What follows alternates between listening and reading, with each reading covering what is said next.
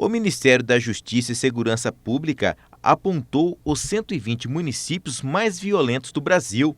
O objetivo do rastreamento é criar um plano de combate e ações efetivas para diminuir estes números negativos, que englobam homicídios, roubos, sequestros e outros crimes violentos.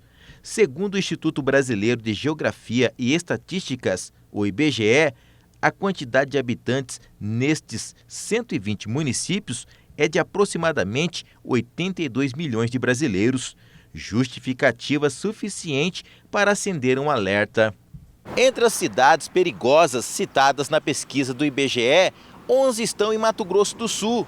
9 delas tiveram redução nos casos de violência. Mas, infelizmente, 2 municípios foram na contramão dos resultados positivos no país. Naviraí e Ponta Porã, cidades localizadas no extremo sul do estado, que tiveram aumento nos números de casos de homicídios. As autoridades do setor de segurança pública do estado acreditam que este índice majorado faz parte do ciclo de violência vivida pela população da região de fronteira do Brasil com o Paraguai. Localização exata destas 2 cidades de Mato Grosso do Sul, Naviraí e Ponta Porã. Isso ocorre por uma falta de estrutura do Estado, por uma falta de uma efetivação de uma política estadual de segurança pública e nacional de segurança pública, com as vicissitudes que uma região, uma cidade de fronteira seca como Ponta Porã, tão importante, com um país tão importante, vizinho e parceiro do Brasil como o Paraguai, reclamariam. A sociedade acaba ficando à mercê de uma situação criada pela falta da presença do Estado no que diz respeito ao aspecto de segurança, no que diz respeito à estrutura do Poder Judiciário, no que diz respeito à estrutura do Poder Judiciário, tanto estadual quanto federal. O excesso de conflitos e mortes nesta região pode ser justificado pela disputa de facções brasileiras e grupos paraguaios que brigam pelo controle do tráfico internacional de drogas. Esse abandono do poder público estatal acabou gerando um vácuo de poder e que é aproveitado aí por muitas organizações criminosas, muitos grupos criminosos que preferem ficar à margem da lei e tomar de forma paralela as rédeas de uma sociedade que, como eu disse anteriormente, está órfã do poder de polícia do Estado. Aqueles policiais federais que estão ali lotados em Ponta Porã, eles acabam tendo que se desdobrar com a falta de um aparelhamento, com a falta de uma preocupação mais a miúde do governo federal, em especial do Ministério da Justiça. Eu digo mesmo com relação à Polícia Civil. A Polícia Civil tem uma estrutura deficitária, tanto no que diz respeito a recursos humanos, quanto no que diz respeito à estrutura predial, estrutura de aparelhamento propriamente dito. Polícia Militar, o mesmo.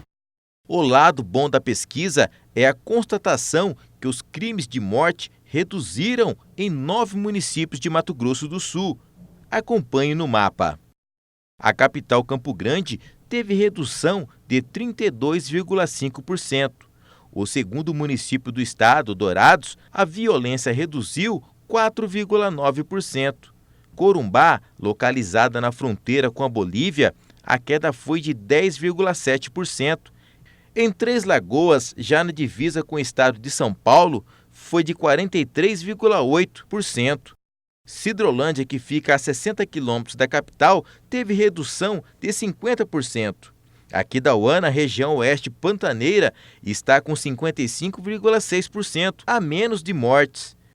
Maracaju, celeiro agrícola do estado, diminuiu em 33,3%, Nova Andradina, 40%, e Paranaíba, divisa entre Mato Grosso do Sul e Minas Gerais, a violência teve redução de 100%.